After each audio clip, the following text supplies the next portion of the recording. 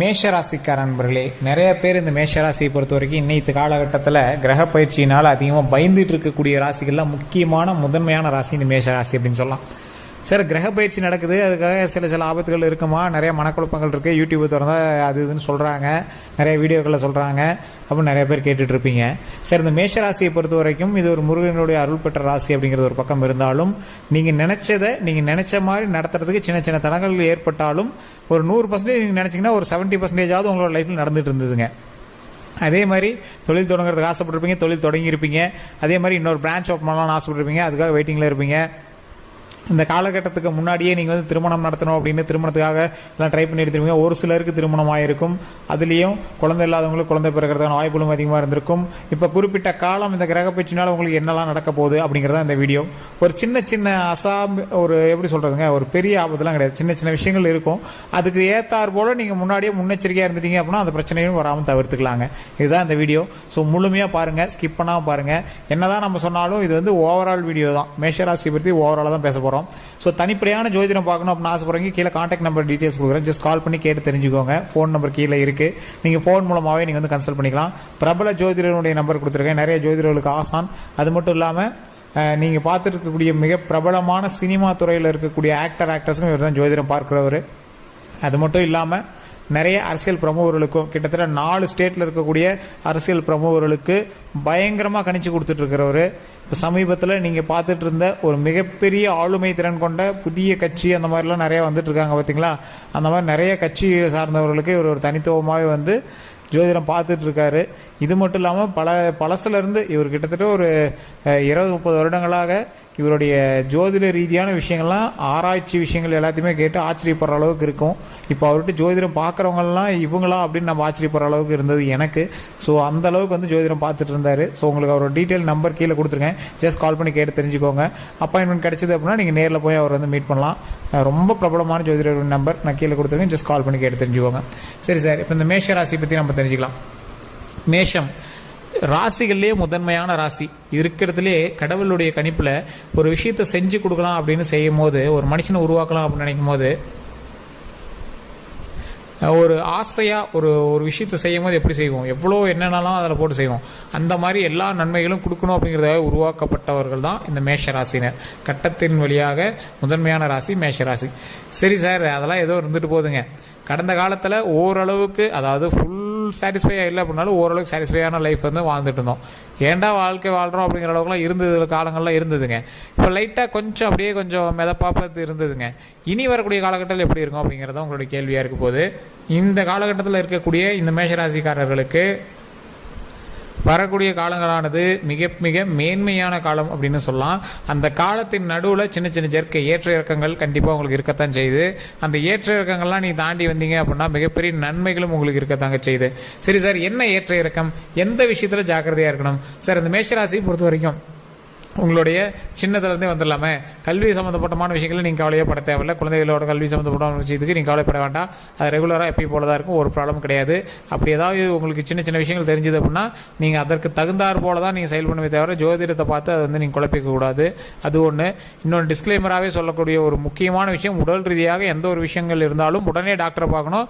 ஜோதிடத்தை நம்பிட்டு அதில் சரியாயிருன்னு சொன்னாங்க, அதெல்லாம் சும்மான்னு சொன்னாங்கலாம் உட்காந்துட்டு இருக்கக்கூடாதுங்க. உடல் ரீதியான விஷயங்கள் எதுவாக இருந்தாலும் ஜாதகத்தை ஃபஸ்ட்டு பார்த்துக்கோங்க. சரி சார், இது ரெண்டு டிஸ்க்ளைமராகவே சொல்லியாச்சு. இப்போ மேஷராசிக்காரர்களுக்கு எந்த விஷயம் நல்லா இருக்குது, எந்த விஷயம் ஓரளவுக்கு இருக்குது. மேஷராசிக்காரர்கள் பிறப்பிலேயே மற்றவர்களுக்கு நன்மை செய்யணும் அப்படின்னு ஆற்றல் மிகுந்த ராசிக்காரர்கள். என்ன பண்ணாலும் சேவை செய்யக்கூடிய ஒரு தொழிலே இருக்கக்கூடியவங்க இந்த மேஷராசிக்காரர்கள். ஏதோ ஒரு விஷயத்தில் மக்களுக்கு சேவை செய்யக்கூடிய ஒரு வகைராக இருக்கக்கூடிய ஒரு தொழிலில் இருப்பாங்க. அந்த தொழில்னால லாபமா நஷ்டமா எதுவும் பார்க்க மாட்டாங்க. அவங்க நம்மளுக்கு ஹெல்ப் பண்ணாங்க, அவங்களுக்கு நாம் ஏதாவது ஒரு ஹெல்ப் பண்ணணும், இந்த மாதிரி ஒரு விஷயத்துக்காகவே வாழ்ந்துட்டு இருக்கக்கூடியவர்கள் இந்த மேஷராசிக்காரர்கள். குடும்பத்திற்காக அயராது உழைப்பவர்கள். குடும்பத்தில் இருக்கிறவங்கள எந்த ஒரு விதத்தில் எங்களை டிசப்பாயின்ட் பண்ணக்கூடாது அப்படின்னே வாழ்ந்துட்டு இருக்கிறவங்க. குடும்பத்தில் இருக்கக்கூடிய ஒவ்வொருவருக்காகவும் உழைத்து என்னதான் எங்களுக்கு உழைச்சாலும் எங்கள் அப்பா அம்மா இவங்கெல்லாம் ஒன்றும் பெருசாக இல்லைப்பா, அவனு தான் பண்ணான். ஒரு அண்ணன் தம்பி இருக்காங்க அப்படின்னா நீங்கள் தம்பியோ இல்லை அண்ணனோ மேஷராசிக்காரர்கள் இருக்கீங்க அப்படின்னா இல்லை அவனு தான் பண்ணான் இவனு தான் பண்ணான் அப்படின்னு உங்களை தராசில் எடை போடுற அளவுக்கு தான் உங்களுடைய பாசத்தை அவங்க கால்குலேட் பண்ணுவாங்க. ஆனால் உங்களுக்கு தான் தெரியும் நீங்கள் ஃபேமிலிக்கு எவ்வளோ நீங்கள் செஞ்சீங்க அப்படின்னு. ஸோ நீங்கள் இப்போ காலகட்டத்தில் அமைதியாக இருக்க வேண்டிய ஒரு நேரம். எதில் அமைதியாக இருக்கணும்? சண்டை சச்சரவுகளில் ரொம்ப அமைதியாக இருக்கணும். குடும்ப ரீதியான பிரச்சனைகளில் கொஞ்சம் அமைதியாகவே இருக்கணும். சார் நான் எதுவுமே குடும்பத்திலலாம் எதுவுமே பேசுறது இல்லைங்க, ஆனாலும் சின்ன சின்ன பிரச்சனைகள்லாம் அது இது சொல்கிறாங்க, எதை எடுத்தாலும் சின்ன சின்ன பிரச்சனையாக வருது, என்ன பண்ணுறதுனே தெரில அப்படிங்கிறவங்கலாம் நீங்கள் அமைதியாக இருந்தால் மட்டுமே தப்பிக்கக்கூடிய ஒரு நேரமாக தான் இருக்குதுங்க. காரணம் என்ன அப்படின்னு பார்த்தீங்கன்னா, கிரகங்கள் உங்களை தூண்டக்கூடிய ஒரு நேரம்.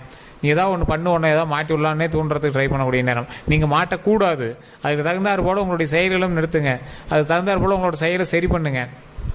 இல்லை சார் என்ன பண்ணாலும் அது இதுன்னு இருக்குங்க, பாருங்கள் உழைச்சிட்டு இருந்தோம், கொஞ்சம் அமௌண்ட்டு லேகிங்காக இருக்குது, அமௌண்ட்டு பிரச்சனையாக இருக்குது, இப்போ ஒருத்தருக்கு அமௌண்ட்டு சரி பண்ணணும் அப்படிங்கும்போது கடன் பிரச்சனை இந்த மாதிரி விஷயங்கள்லாம் ஏன்னா வேணேவா சார் வாங்குகிறோம், ஒரு விஷயத்துக்காக தானே வாங்குகிறோம், திடீர் செலவு வந்ததுனால வாங்கணும் அப்படின்லாம் நிறைய பேர் இருப்பீங்க. சார் ஒன்றும் கவலைப்பட தேவையில்லை, வரக்கூடிய காலங்கள் பொற்காலங்களாக அமைவதற்கான ஒரு சூப்பரான ஒரு நேரம் தான் வந்துட்டுருக்கு. அந்த நேரத்துலையுமே பார்த்திங்கன்னா சின்ன சின்ன தடங்கள் தான் உங்களுக்கு இருக்குமே தவிர ஒரு மிகப்பெரிய ஒரு ப்ராப்ளம்லாம் இருக்காது.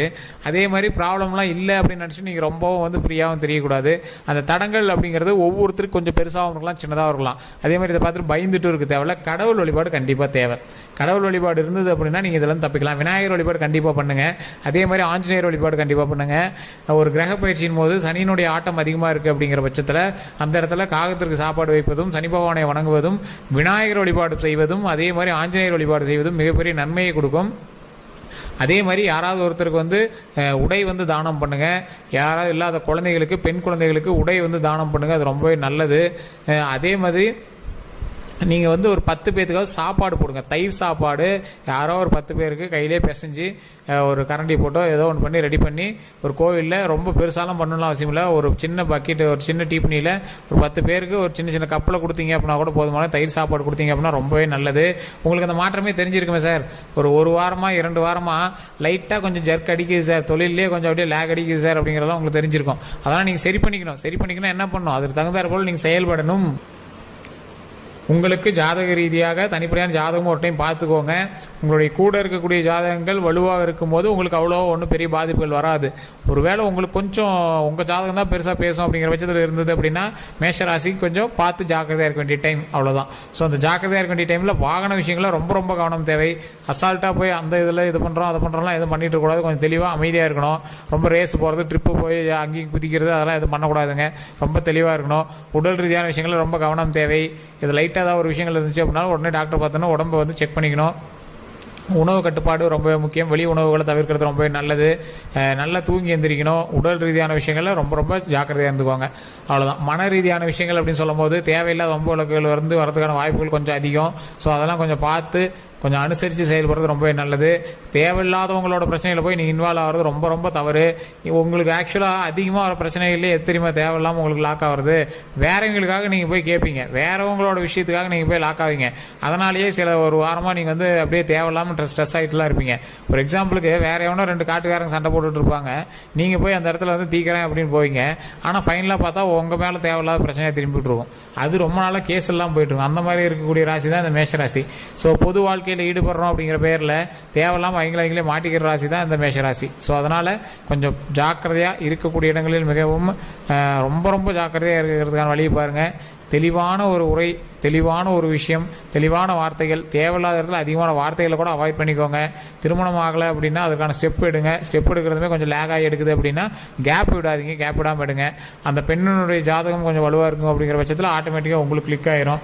ஸோ அதே மாதிரி குழந்தைகள் இல்லாதவருக்கும் குழந்தைகள் தருவதற்கான அதிகமான வாய்ப்புகளும் இருக்குது. ஸோ அதான் முன்னாடி சொல்லியிருந்தல, சாப்பாடு தயிர் சாப்பாடு போடுங்க, அது ரொம்பவே நல்லது.